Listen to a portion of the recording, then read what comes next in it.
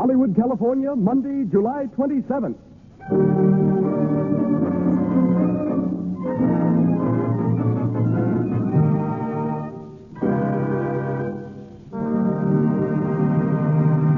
From its home on Hollywood Boulevard, the Lux Radio Theater presents Joan Crawford and Francho Tone in Chains.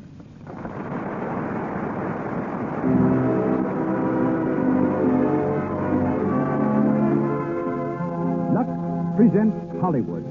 Tonight, the makers of Lux Toilet Soap, the beauty care used by 9 out of 10 screen stars and by attractive women everywhere, brings you another assemblage of Hollywood's most distinguished citizens. Joan Crawford, Francho Tone, Gilbert Emery, Cecil B. DeMille, Oliver Hinsdale, Helen Burgess, Louis Silvers, and many others. We are also proud to welcome, as members of our audience, a score of celebrated personalities. Among them, Patsy Ruth Miller, Paula Stone, John McGuire, John Lee Mahan, who adapted tonight's play for the screen, Lena Basket, Mary Alice Rice, and Rady Harris, celebrated New York columnist. To all of you, greetings from Lux.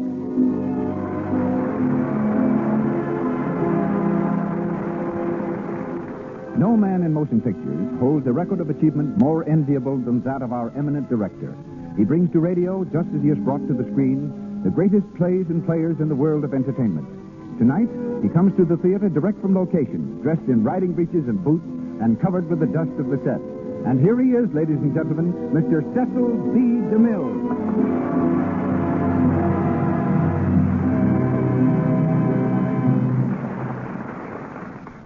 Greetings from Hollywood, ladies and gentlemen. Many paths cross and many double cross in Hollywood.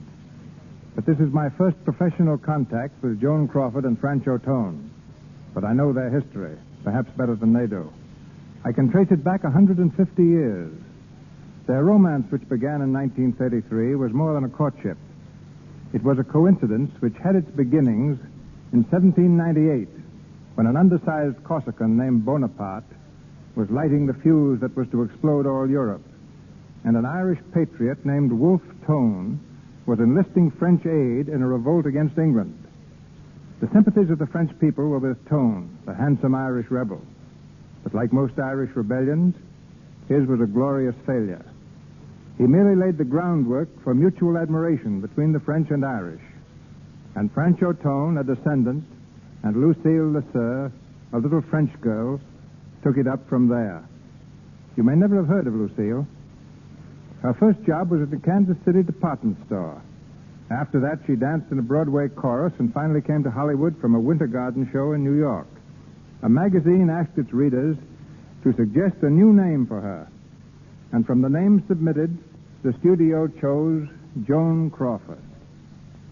Today, more than 200 babies whose last names range from Ginsberg to McKillicuddy are called Joan Crawford, which will give you some idea of the star's popularity. To all the world, she symbolizes the American viewpoint in clothes and manner.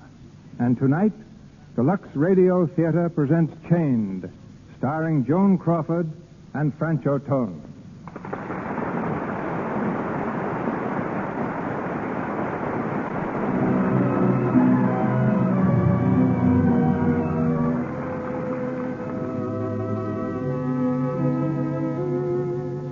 Tonight, Miss Crawford plays the part of Diane Lovering, indispensable secretary of a middle-aged but attractive steamship magnate, Richard Fields, who is deeply in love with her. Francho Tone is Michael Bradley, young owner of a ranch in the Argentines. The curtain rises on Fields' private office in the Empire State Building. We hear him talking briskly on an inter-office telephone. Hello, Norris. Yes? This is Field talking. I've decided to start the Caribbean on the coastal run out of Savannah. That'll put the Southern Cross on the Rio Buenos Aires run until next December. Starting now, she can sail Friday. Now, what about the Lloyd matter? Lloyd matter? Well, listen, that's got to be handled with kid gloves. Take maybe 6 weeks. But I'm not leaving this office until it's settled right our way. Okay, Norris, goodbye. Who is it? Good morning, darling. Ah, Deanne, it's you.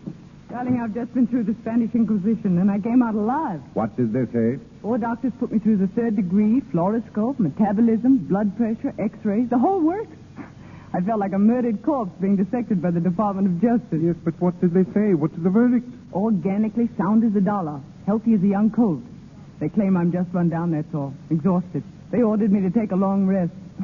Can you imagine my resting until the Lloyd affair is finished? Yes, I can, young lady, if I say so. Now listen, boss. Mr. Boss. Boss, darling. You're a strong man and you set a terrific pace, but I've got plenty of reserve power.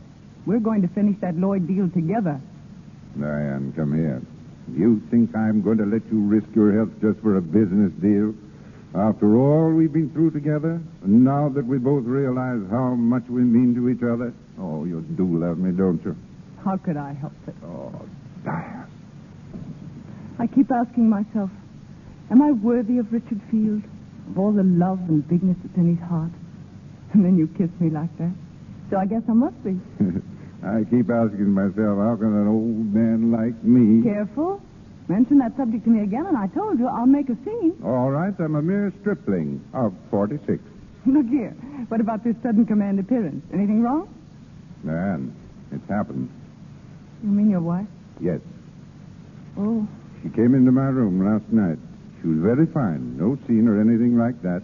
She simply told me that she knew about us, and had known for some time, in fact. She wanted to know what I was going to do. Did you tell her? I told her the truth, that there was nothing between you and me, just that we loved each other. I tried to make her understand what a really fine person you are. I don't know how successful I was. And then? I asked her for a divorce. Darling. She wouldn't give it to me. Said she doesn't believe in divorce. I even offered to let her keep the children. Oh, Richard, you can't. You can't give up everything. I would. For you. It's no use. Oh, Richard. Diane, come here. No, please. There's only one thing to do now. Don't say it. Don't even think it, dearest. We can't go on, not after this. We can, and we will. We've got nothing to be ashamed of. And let's not give up hope that someday she'll give me my freedom. But You know what you're going to do. No. The Southern Cross sails Friday for Buenos Aires. You're going aboard her. Going away on a little trip. You need a rest. It'll help you to forget. This had to come. It's a little too near us for the moment, but it's only temporary. And when you come back, everything will be just as before. Will it? Well, but you love me, don't you? Oh, yes, Richard. Well, then you run out and do your shopping and get yourself packed. You haven't got much time. Boat sails at 5:30 Friday.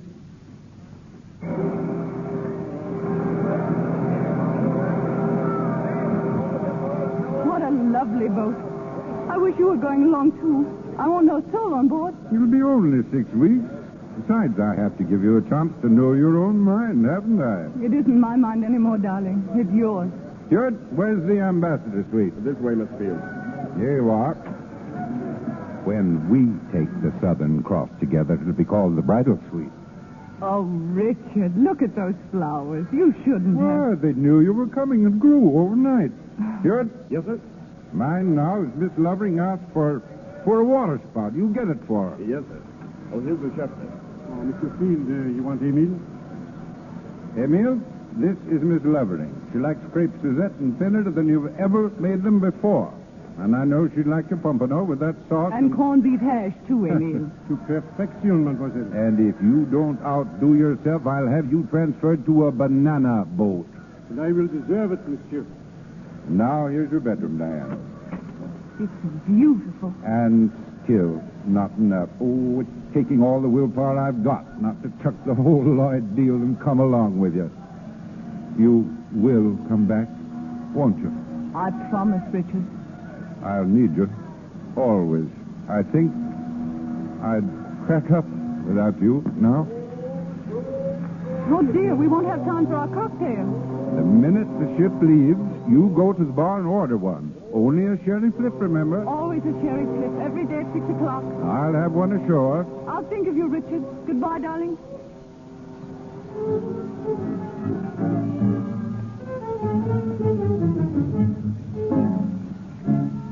A sherry flip, please. Yes, madam. And I'll have the same thing, and I hate cherry flips.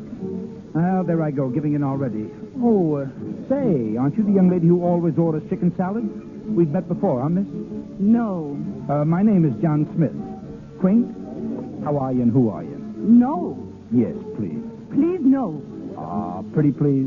With sugar on it? I want to be left alone, Mr. Smith. It's a hard name to remember, and I can take a hint. I'm off to dress for dinner, and you'll be sorry when I'm gone. I won't even know it.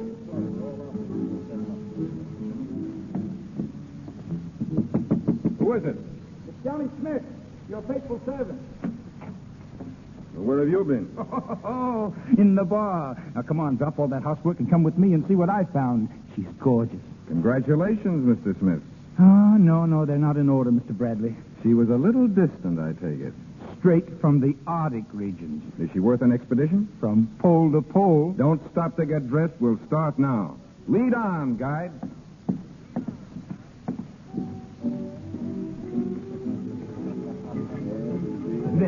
There she is over there. You mean the one sitting alone at the table? Yeah, and believe it or not, drinking a sherry flip. Can I pick 'em or can I pick 'em? Sometimes I actually have faith in you again, Johnny. Uh-oh, I warned you. She's as cold as a sea lion's nose. And the first thing for you to do is go over and apologize for your behavior. Who, me? I should say not. It'd make me look weak. You don't understand tactics. It clears the decks for future action. Go ahead. I'll be over in a minute to help you out. All right. Okay, Master, I obey. Charming lady, after thinking over my rudeness, I've come to say that... So you didn't leave after all? Oh, but yes, I've been gone a half an hour. I hadn't noticed. How time flies. I've been watching you, my friend. You've been annoying women long enough. Why, you... No back talk now. I know your type, my man. A half hour out, you want to play Frankenstein. Well, listen, you big... I don't know who you are, my friend, but I don't want to see your face on deck again until you can act like a gentleman. You understand? Oh, you...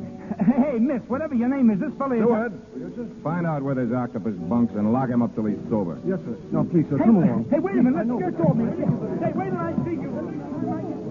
Thank you. I suppose he's really harmless. Allow me. An Irish uncle named me Mike Bradley. Well, good for him. Thank you again, Mr. Bradley. Look here. You're nervous, probably all unstrung over this attack on your privacy. How about another cocktail? Thank you, no. I've had my one for the evening. Well, I'll see you at dinner. I'm having dinner in my cabin. I'm turning in early. Then I'll see you around tomorrow in the swimming pool. Perhaps, if I decide to go in.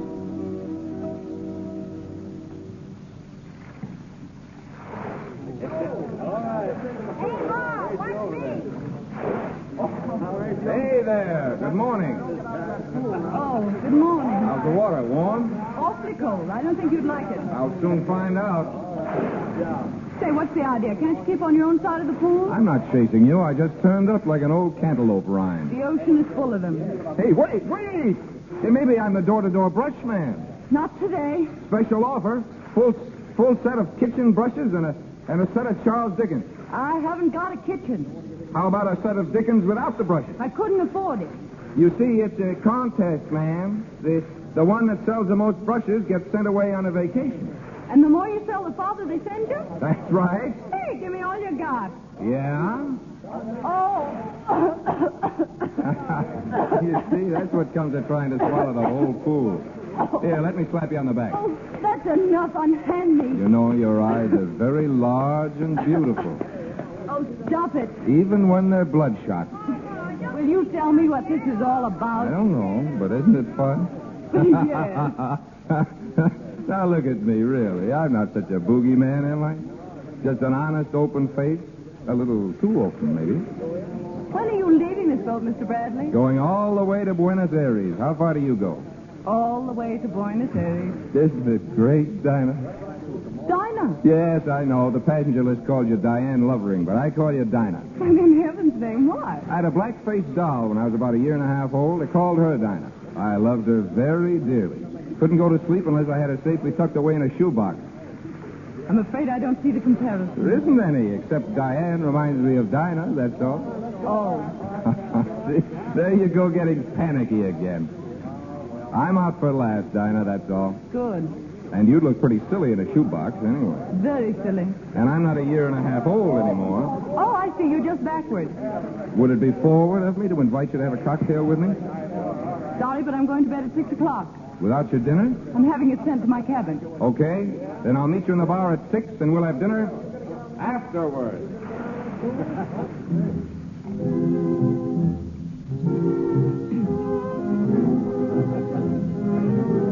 Hello, Dinah. You're early. It's only 5:45. Then I've got 15 minutes to get back to my cabin. Now, how about just one cocktail? Well, I'll have a sherry flip. Sherry Flip? What's the matter? You seasick? No, not in the least. But Sherry Flip's just like water. No tang, no feeling, no oomph to it. I still like sherry flip. Okay, lady. I'll show you I can take punishment, too. Oh, Stewart, one Sherry Flip and a plain lemonade. Yes, sir. Right away, sir. I'm afraid you're a problem girl, aren't you, Dinah? What makes you think so? Well, you're a problem to me. And something tells me you're full of problems yourself. What did you come on this trip for? The ride? Mm-hmm. Darn long ride. I wanted a long ride. Who's the guy? What guy? Well, every now and then your eyes are way out there on the horizon. There must be a guy behind a woman's eyes when they're like that. Would you listen to the conceited male? Honest now, you're not engaged to be married? Would that be one of my problems? Might be. You ever been engaged? No. Don't tell me you've lived in a cave all your life. Don't you remember? It was a shoebox. Lemonade for the lady? Do I look as if I drink a Sherry Flip? Sorry, sir. Well, here's to the two of us. Long may we wade. You came on this boat looking for trouble, didn't you, Mr. Bradley? I admit it. But then you dropped out of the sky. But I'm not trouble. I know. And I've just about decided that you're something distinctly different. Something I've always wanted to meet. And always thought was just a kid's foolish dream. I'm afraid you're on the edge of saying something very silly, Mr. Bradley. It doesn't seem silly. And I've never been this close to the edge before. And let's forget you ever said it, shall we? All right. Until the day I can make you remember it. A good cure for that sort of sentiment is walking. Do you like to walk? Listen, young lady, I'll walk you around the deck tomorrow until you holler for help. Okay.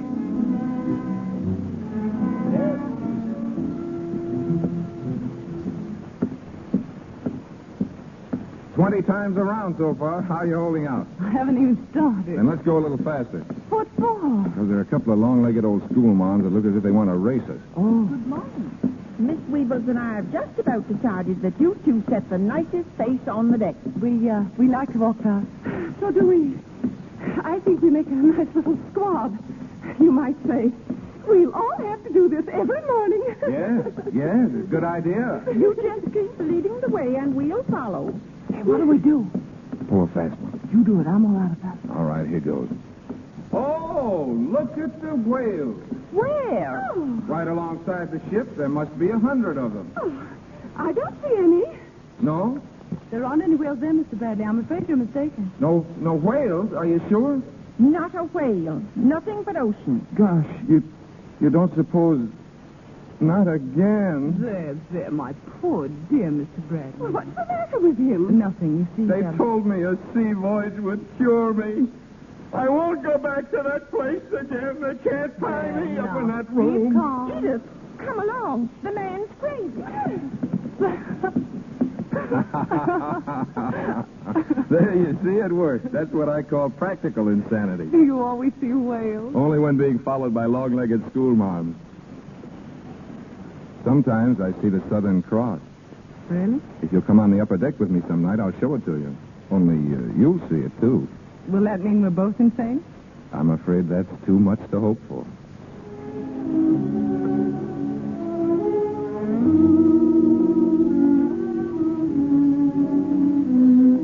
It's glorious. Where's the Southern Cross? Right up there. Where? There. Right along the line of my finger. Oh, I see. Oh, how beautiful. You're telling me. We're looking at the Southern Cross, Mr. Bradley. You speak for yourself. I'm going to do all the looking at you I can our last night on board ship. Are you coming out to my ranch in Buenos Aires? I'm afraid I won't have time. I've only 2 days and I've some shopping and things to do. Where are you stopping? With some friends. Who are they? The Wilsons. The Wilsons? I never heard of them. I've lived there 10 years, know everybody in town. Pick another name. No, really. They moved down last winter. Now, look here, Dinah. What's behind all this? Are you still scared of me? Why should I be scared of you, Mr. Bradley? I asked you, Dinah. Oh, it's all wrong. We weren't meant to end this way. We weren't ever meant for anything else. Goodbye, Mike Bradley. I'll think of you often, and Good luck. All right. So long, Dinah. Just the same old thing. Shipboard friends who never see each other again, right? Right? I don't believe it. Oh, but you must. I don't believe it. So long, Dinah.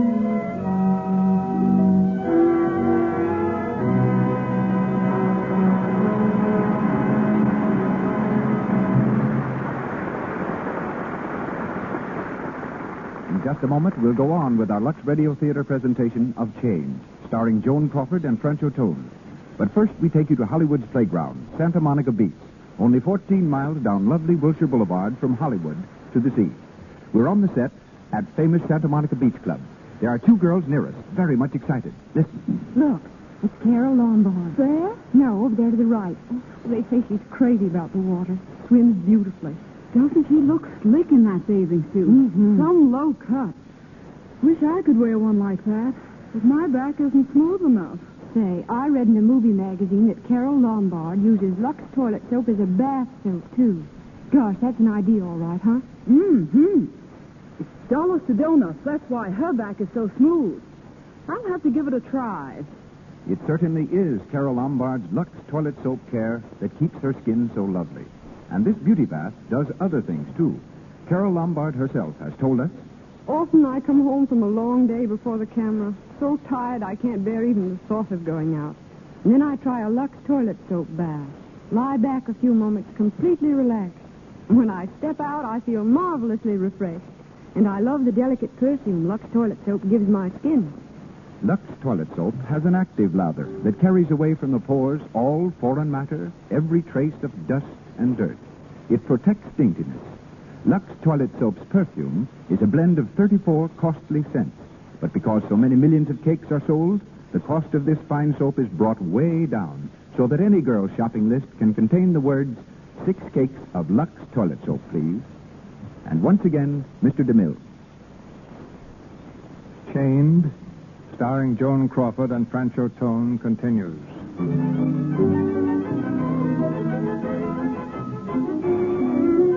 It's the following morning, and Diane thinks she has escaped from Mike by telling him she's visiting the Wilsons, some non-existent friends.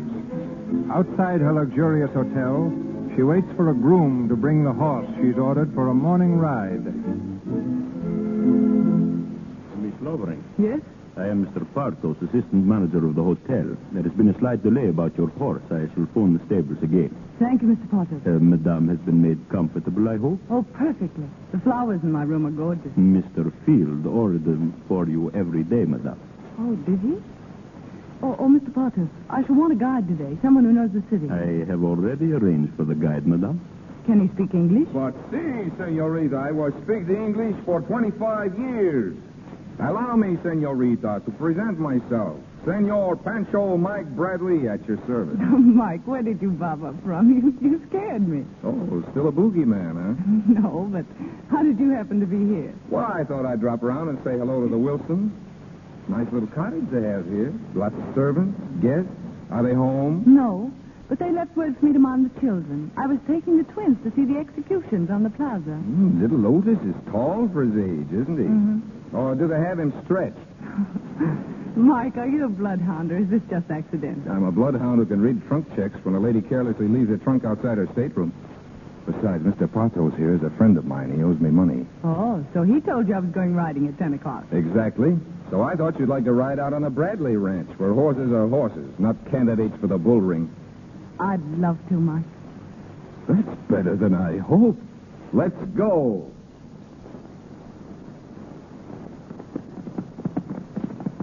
Mike, let's slow down to a gallop. All right.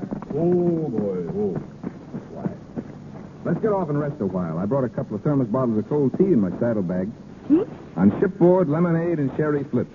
On the Pampas, cold tea. I forgot to ask the name of my horse. Chili con carne. I'm glad to meet you, Tilly. Hey, you got a cold, wet nose. Tell her she shouldn't smell so nice, Chili. Where do we hitch them? To a blade of grass? And just throw your reins over his head. He'll stand like a sentinel.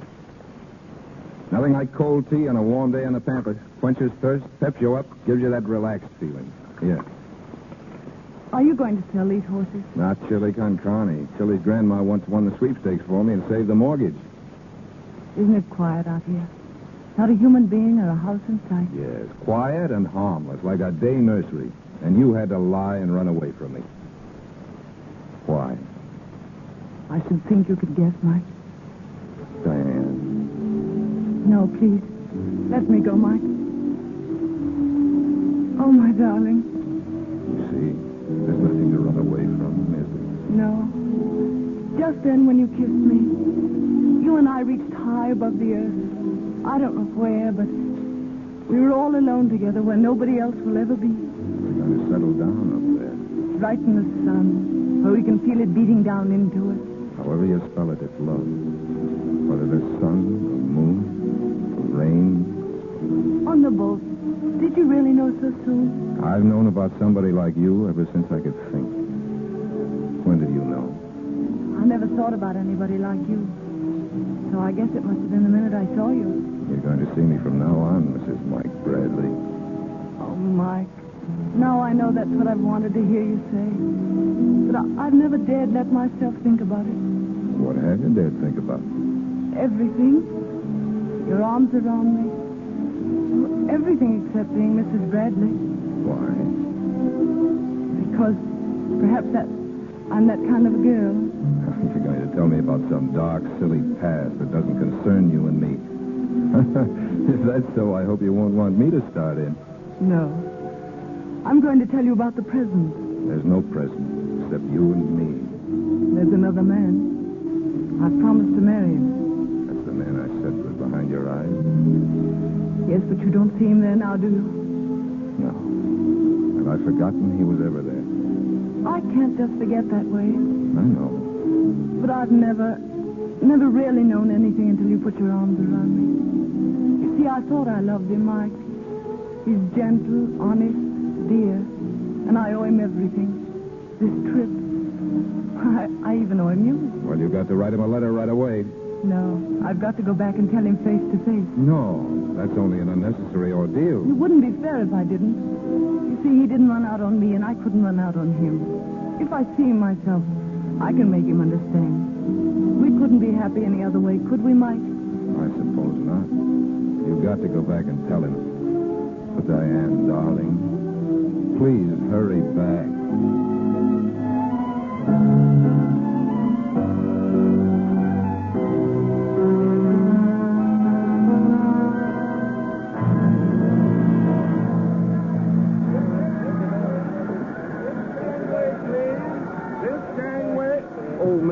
Here's your landing card. Thank you. This gangway, please. Diane! Richard. Darling. Oh, my dear darling. How are you, Richard? Here, let me look at you. Why, it's almost worth letting you go away just for this moment. Come on, let's get out of this crowd. I've got the cart outside. What about the customs? Oh, I've attended to all that. You've got the courtesy of the port. This way, darling.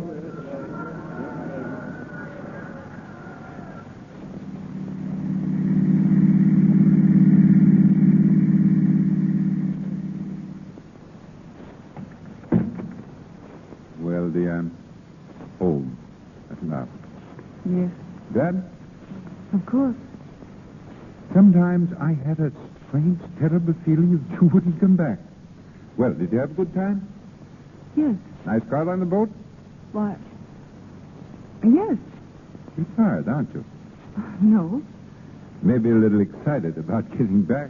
Well, I've so many things to tell you, I don't know where to begin. Considering that I'm never going to let you out of my sight again, you have the rest of your life to tell me everything. But, Richard, I want to tell you something, well... I don't want to hear a thing. Not till you see what I've got for you. What is it? Here. It's your welcome home present. It's a wedding ring. Take a look at this morning's paper and see what you think. Listen. Shipping magnate divorced. Mrs. Richard I. Field, wife of Field Line Head, now in Reno. Oh, no. No, Richard. True, dear. We had it all out shortly after you left. She saw that it was the only way. You can't do this. Oh, but it's all right. She recognizes there's nothing between her and me anymore. She's an honest person, Diane. So, it's all settled. Darling, we can be together always, now? Always? Well, what's the matter? Don't you believe it yet? Well, it's just something I never counted on. At one time, I never even dared to hope for it. You've given up your family, your home, and your children. You must love me very much. Your being away showed me I love you more than I ever knew. Every hour empty. Couldn't do a thing downtown. Just wondering about you and what you were doing. Waiting for you to come back. Am I really that much of your world? You're all of my world. If I ever lost you now, I'd... Well, we don't even think of that. No. We mustn't think about that ever again. No. What was it you wanted to tell me? Nothing. Nothing important. Richard, Yes, dear? when are we going to be married?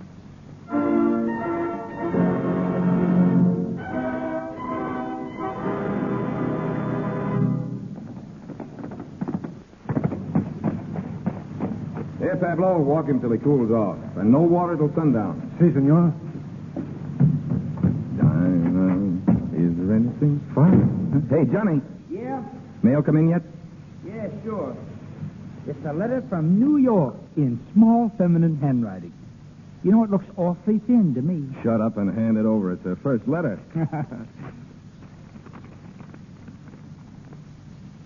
Why, Mike. Mike, what's the matter? Nothing very much.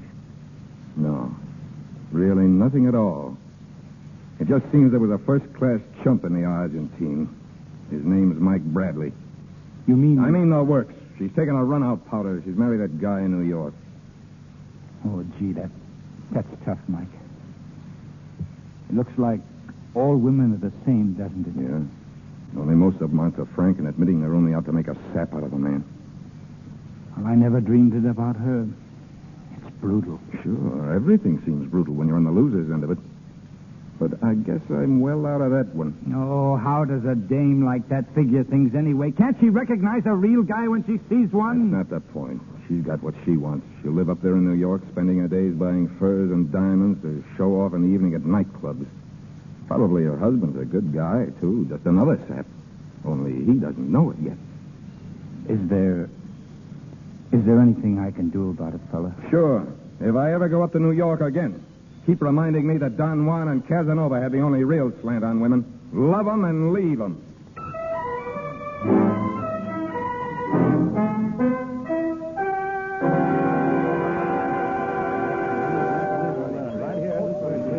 This way, please. Cash, please, Mr. Brown. Good morning, Mrs. Fields. We haven't seen you since you and Mr. Fields returned from your honeymoon. No, we've been on Long Island this fall, but we'll be in town all winter. Anything I can do for you, Mrs. Fields? I'm looking for a pair of skis. Mr. Field and I are going to Lake Placid for a couple of weeks. You'll find them on the third floor, Mrs. Fields. Take the elevator straight ahead. Excuse me. Where's your gun department? I want to buy a rifle. The second Mike. floor, sir. Thanks. Mike. Well, hello. Fancy meeting you in your own hometown. How are you, Diane? This is a surprise. Yes. How long have you been in New York? I don't know. 2 or 3 weeks. Where are you stopping? At the Westmoreland? I've my car outside. Can I drop you anywhere? No, thanks. I think I'll walk. All right. How's Johnny? Been well and happy? Sure. You look pretty well. I can't complain. I'm glad, Mike. So am I. Well, what are you doing? Buying the store out? No, just window shopping. I'm afraid I've got to run along. I'm supposed to be at the Club Savoy for luncheon. Well, Diane, keep up the good luck. And I'll tell Johnny I saw you. Mike, couldn't we go someplace and talk? Sure. Providing you can break that date and have lunch with me. That's all right. Providing you let me pick the place. Any way you say, Mike. Guess that's fair enough, isn't it? Oh, I do so want to talk to you. Sure. I know a neat little joint just about a block away from here.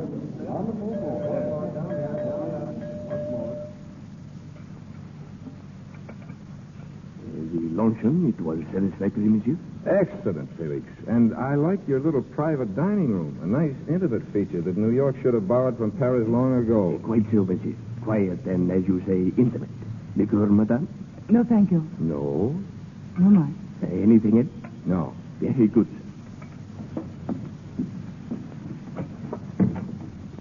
Well, Mrs. Field. First time you called me that. Okay, it's the last. But while we're on it, how's it working out? Why, splendidly. For you and for him, both. Hmm? Why, of course. That's fine. How's his health? Why, he's... Do I really deserve that much, Mike? I'm sorry. If you felt that was below the belt, I didn't mean it. Skip it. It skipped. But I see you're still the same healthy girl, aren't you? Not a doctor's bill, not a dentist's appointment, not even... Not even the sun. What, Mike? The sun. Don't you remember? We went a little balmy under it once. We were going to settle down in the Argentine for life or something. Mike? Well, that's out. I don't blame you. But we'd blame ourselves if we didn't take an hour or two of it now that they've stopped the clock for us. You don't mean that, Mike. You can't mean it. What's the matter? Do you like to run away and be caught? Really, Mike, please. I've got to go. I don't know why I ever spoke to you. Because you remembered something you missed, that's why. Because you're only out for thrills anyway. And I was once sap enough to take you serious. No, Mike, no. Oh, forgive me, Dinah. Dinah. I've waited so long to hear you say that. Dinah, why did you do it? What? Why did you write that letter and let me spend a year thinking of you as a... Well, I thought I owed you the truth, Mike. And like a poor daffy kid, I believed it. But only because I was counting the days, I guess. No, Mike, really. It was true then and it's true now. Only this is true. You're here saying meaningless words while all the rest of you keeps telling me differently. Every second. Mike, there are lots of people, men and women, who are, well, drawn to each other. Sort of a little spark that flashes up like a skyrocket every now and then, but... Are you trying to turn the sun, our sun, into a firecracker? It can't be done, Dinah. No, I guess it can't be done. So that changes everything. Nothing's changed, Mike. There's Richard, and there always shall be. Why didn't you tell him? Well, I couldn't let him down then. He's turned his whole world, his whole life over to me. I can't ask him to take it back now. It would disappear, and he'd be alone. How about you? Me? What about us? Grin and bear it. Oh, no. Now that I know, do you think I'll stand here and... Please, Mike. This can only mean one thing first. I think you'd rather love me than hate me, and now you don't hate me anymore. And I thought I'd rather have you hate me than love me. Now I know why I spoke to you today. Because I hoped your eyes wouldn't be so hard. They were. But now they're not again. This is the only way I could think about them and go on, Mike. Dinah, you must stay. No. Then I've got to see you again. Tomorrow? We're going away tomorrow night. I'll be busy. Where are you going? Goodbye, Mike. Mike, darling. Do you realize what you're doing? Yes. I'm keeping you locked in my heart where nobody else will ever be. Where only I can talk to you. Without ever seeing you again. Listen for me and yours, Mike. Always.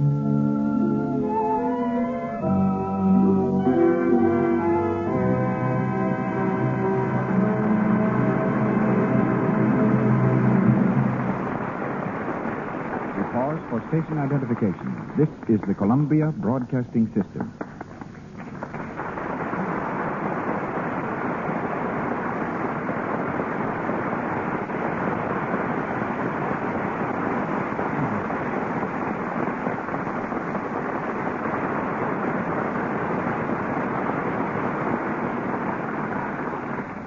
The third act of Chains, starring Joan Crawford as Diane Lovering and Francho Tone as Mike Bradley, will be heard shortly. For the first time in 25 years, I've broken an ironclad rule and given an important role to a person who has never been before a camera. The exception to the rule is Helen Burgess. I noticed her in the studio restaurant and saw what I thought was a distinct mark of genius. She had a contract with Paramount, but there was small chance of her ever appearing in an important part. And she had yet to see the inside of a studio soundstage. I gave her the very important role of Louisa Cody, Buffalo Bill's young wife in The Plainsman. I'm not going to prophesy whether or not she will be a great success. You can decide that when you see her. She comes to the stage of the Lux Radio Theater direct from the set in costume and makeup. And a week's work with Miss Burgess has shown me that my confidence is justified. A little girl with a great talent. Helen Burgess.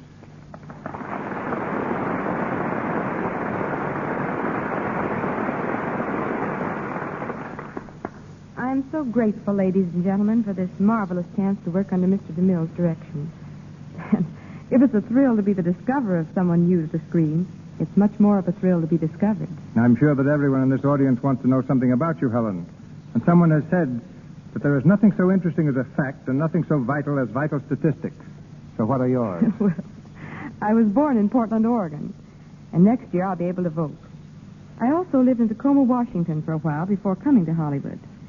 And I went to Hollywood High School, like B.B. Daniels and so many other DeMille discoveries. The one difference in your case is that you had never appeared on the screen at all, and most of the girls like B.B. Daniels and Gloria Swanson, who finally found themselves in DeMille bathtubs, were bathing beauties to start with.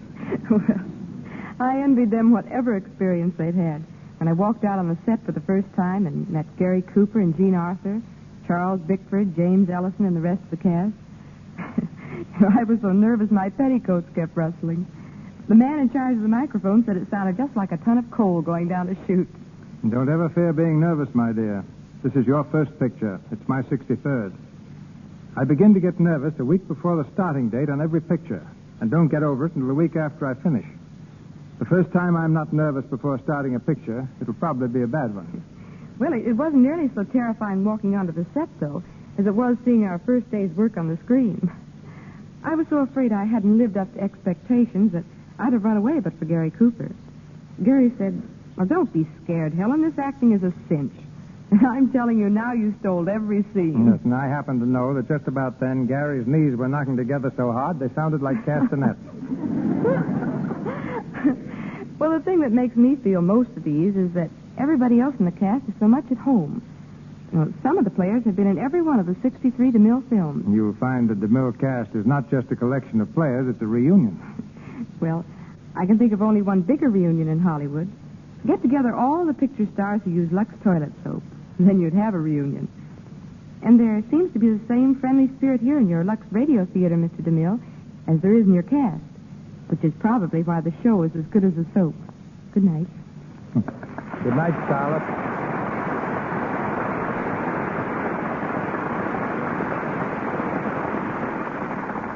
We continue the Lux Radio Theater play Chains, starring Joan Crawford and Francho Tone.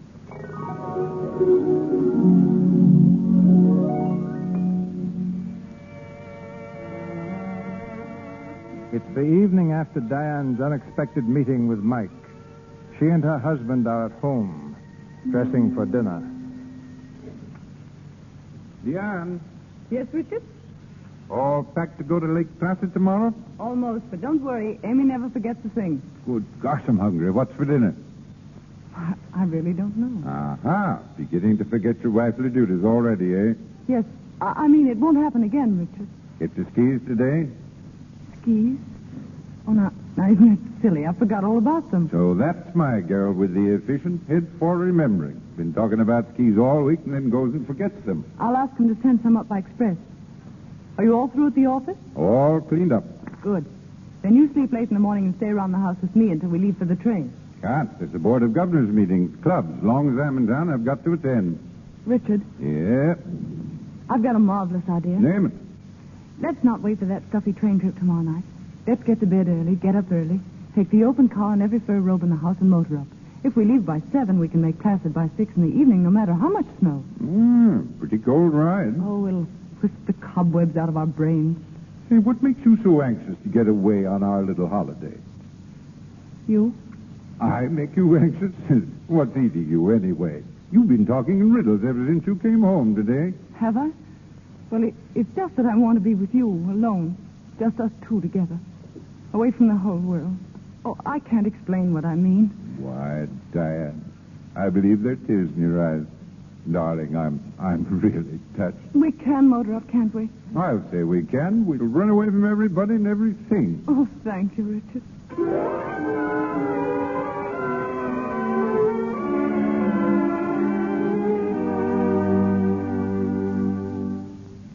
Morning, James. Are we glad we're here, or aren't we?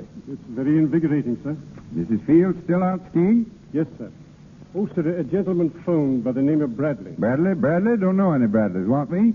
Yes, sir. I told him I never disturbed you until you came downstairs, sir. Then he asked for Mrs. Fields. I told him she was out. And then, before I could ascertain his business, he said he was coming right over. Right over? Where from? From the village, I presume, sir. Ah. Kidney stew. Was this your noble idea, James? Mrs. Field ordered it, sir. James, I'm a very fortunate man. Yes, sir. If that's that fellow Bradley, show him right in. Yes, I'm Michael Bradley. Is Mr. Field in? yes, sir. This way, sir. Mr. Field is expecting you, sir. Mr. Field? Yeah? Mr. Bradley? Yes. Well, you look fresh from civilization. Came up on the night train. Sit down, won't you? If you'll excuse me, I'll go right on with my breakfast. All right, James. By the way, Mr. Bradley, have you had yours? Thanks. I think you'd rather this would be private, Mr. Field. Well, very well. James, I'll call you when I want to. Yes, Mr. Field, there's only one reason I felt I could come up here to see you. And that's because your wife told me you dealt with things pretty straight. My what? Oh, you know Mrs. Field. I'm in love with her. What? And she's in love with me. Are you insane? No. I met her on the boat last year. It was in the cards, Mr. Field, only I couldn't get her to admit it. Until one day she came out to my ranch. And then I knew. We both knew. What is this? Some filthy blackmailing insinuation that... No, even then she was loyal to you. If you've got anything else on your mind, forget it, because it isn't so. But you see, she came back to tell you about me, only she found out how much she meant to you and she couldn't let you down. Well, I guess that about settles the matter, doesn't it? No, it can only be settled one way. Her way, which she's too unselfish to face. So I'm trying to face it for her. Oh. I suppose she asked you up here so that you might... Far from it. When I called your office and learned you'd left for the Adirondacks earlier than you expected, I simply knew she'd run away from me. Bradley, you're kidding yourself. No, I'm not. You're in as good a position as I am to know a man can't kid himself about a woman. I think this talk is finished, Mr. Bradley. Not yet. Diane came through for you, didn't she? And now it's your turn to come through for somebody else. And what do you propose that I should do about it? Give her up. Give her back to herself. Oh, I know, I'm getting the breaks, but there's nothing I can do to keep them on your side. And I know it's tough, but there's nothing you can do. I could drop out of sight and it wouldn't solve matters. Only a miracle in blood and body could change this picture, Field, and neither you nor I believe in miracles. Get out of here. Now, wait a minute, Mr. Field. Get out of here. All right, then, get this. I'll take her away from you. I never tried, but I can, and now I will.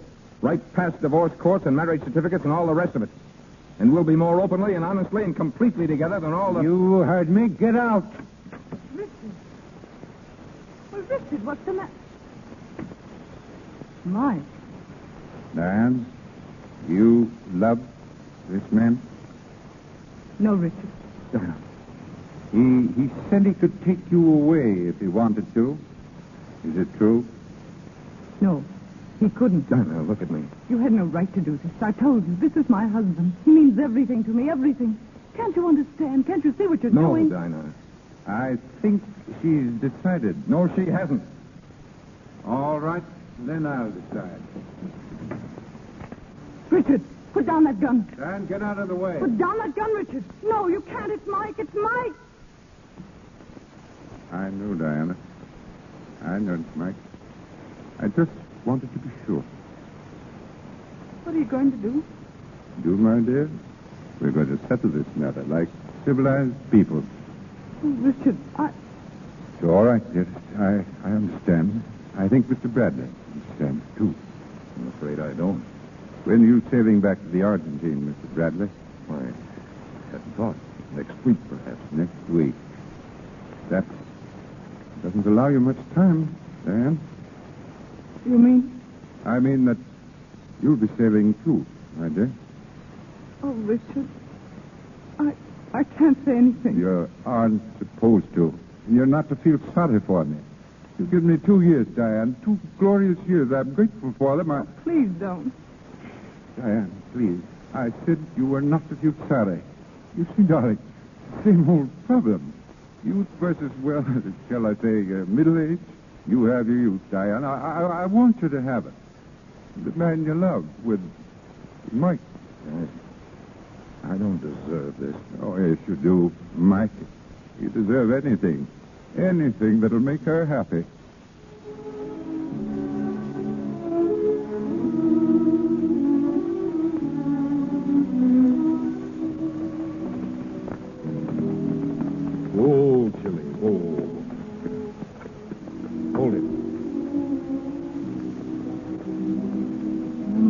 glorious out here. You want to go on? No, let's just stay here. I want to drink it all in. The moonlight, the pampas. There's a Southern Cross up there. Where? Just about where it used to be. Oh, it's more wonderful than ever. And so are you, Mrs. Mike Bradley.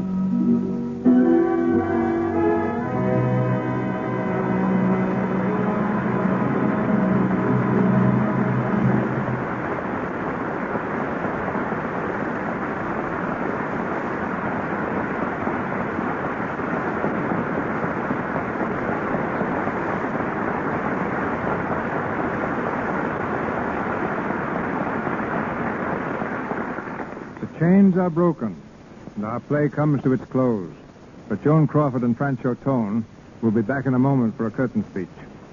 2.5 million letters and postcards from movie fans are received at the studios each year.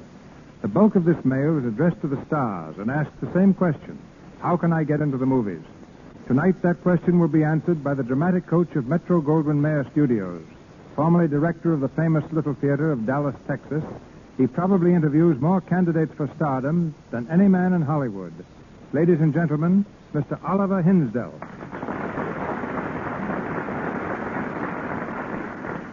Well, Mr. DeMille, I think that even you must admit that that's a pretty big order. For, of course, in this case, how can I get into the movies means how can I act in the movies. Acting is an art, and an art of any kind is a hard taskmaster. There's no formula, no open sesame into this land of make-believe, save that of work, work, work. Believe me, there is, in addition to this prime requisite of work, the requisites and requirements of imagination, idealism, sincerity, a knowledge of life, true love of mankind, and a good appearance. These requirements are so essential and so seldom found in one person that when I came to Metro-Goldwyn-Mayer, they told me that they would be well satisfied if I found even one promising actor in 5 years. Well, we've been perhaps a little more fortunate than that. One must have more than a love for acting. He must be willing to leave all for it, even to go without food for it, to think and to live nothing but theater. It's not merely a place to show off a good voice, a good profile, a fine figure. We must be careful lest our urge for the art of the theater is not confused with the desire for self-exploitation. When we have reached the stage in our thinking that we ask nothing of the theater but are willing to give all to it, then we may know that the urge is real and cannot and will not be denied. There's no one key that will open the gates, but a combination will, perhaps. Find that combination, and you will enter. But once in, the real work only just begins.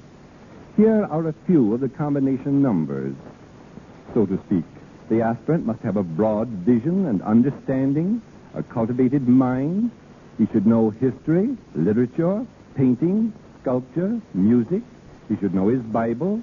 His body must be healthy, active, and must respond to his bidding.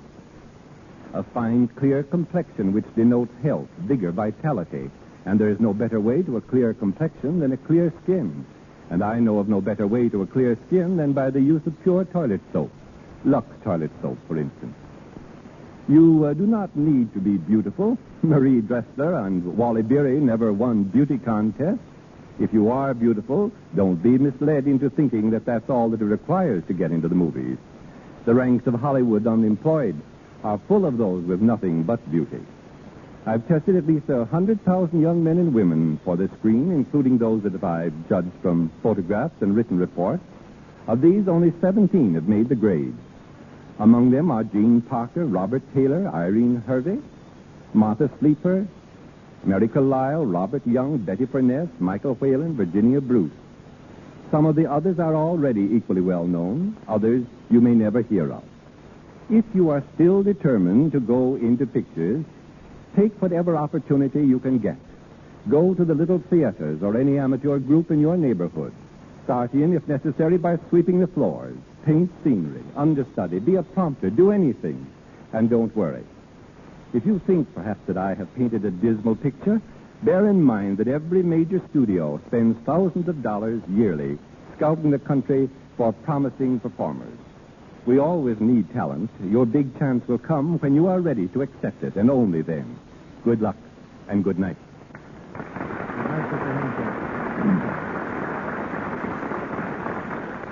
Before the movies discovered glamour, it was just an old Scotch word meaning a spell cast by magic. But a good two-word definition of the term today would be Joan Crawford. She is, of course, one of the best-dressed women in Hollywood, and I seem to have contributed to her leadership in style because I discovered her designer, Adrian. In fact, Adrian asked me to look at the first gown he designed for her. I agreed and waited for her to come to my office. After a while, there was a knock at the door. I said, "Come in, Joan." The door opened. Joan took one look at me and fled, apparently in terror. I didn't know until this week why she ran away, and think the reason is one she'd better explain to you herself. Miss Joan Crawford.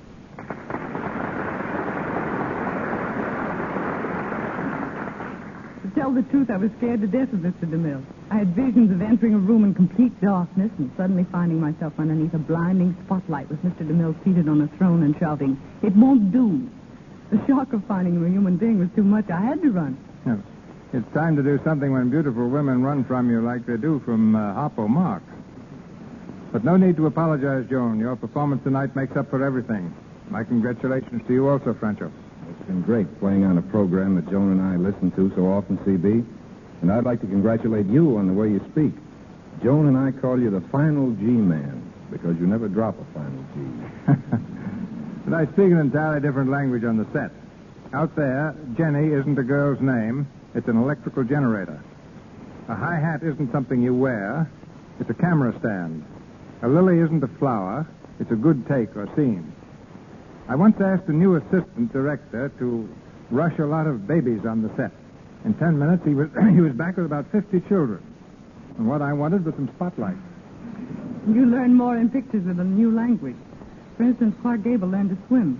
When we were making Chain, the script called for several swimming scenes, and Clark couldn't swim a stroke at the time, but I taught him how. And in return, he taught me how to shoot a gun.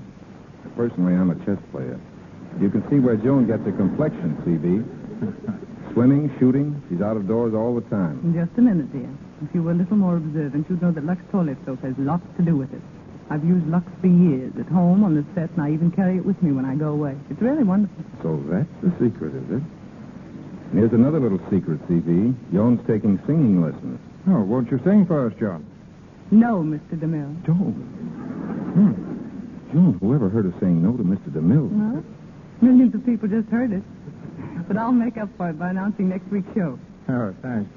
Next week, Barbara Stanwyck and Fred McMurray will be with you in the Lux Radio Theater. The play is Main Street, adapted from the famous novel by Sinclair Lewis. And with two such marvelous players, you can look forward to a really great program. My thanks to you all, and good night. We'll be listening in next Monday. Good night, CB. Good night.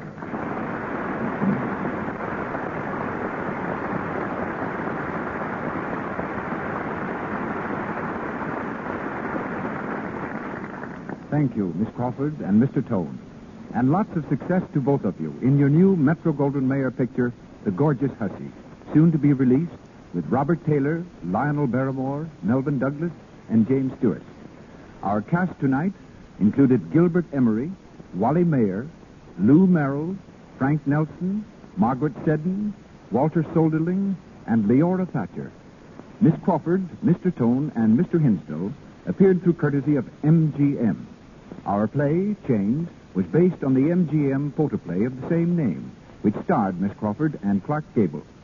Mr. DeMille and Miss Burgess appeared through courtesy of Paramount, and Mr. Louis Silvers, 20th Century Fox, where he has just completed the musical arrangement for To Marry with Love. And now, Mr. DeMille.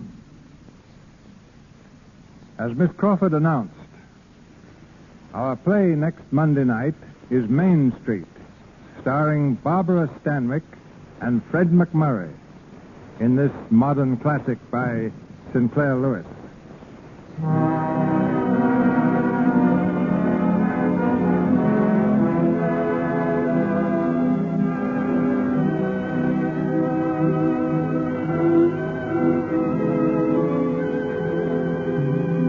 Our sponsors, the makers of Lux Toilet Soap, join me in inviting you to be with us at that time to welcome Miss Stanwyck and Mr. McMurray. This is Cecil B. DeMille saying good night to you from Hollywood.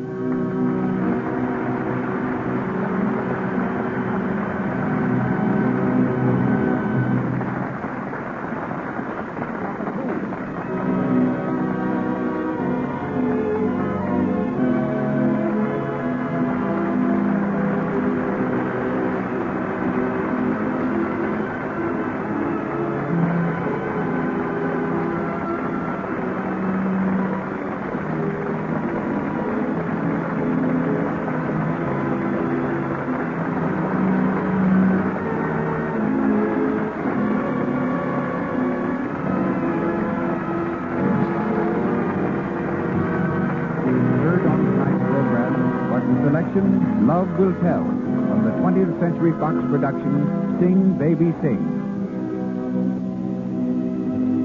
This is the Columbia Broadcasting System.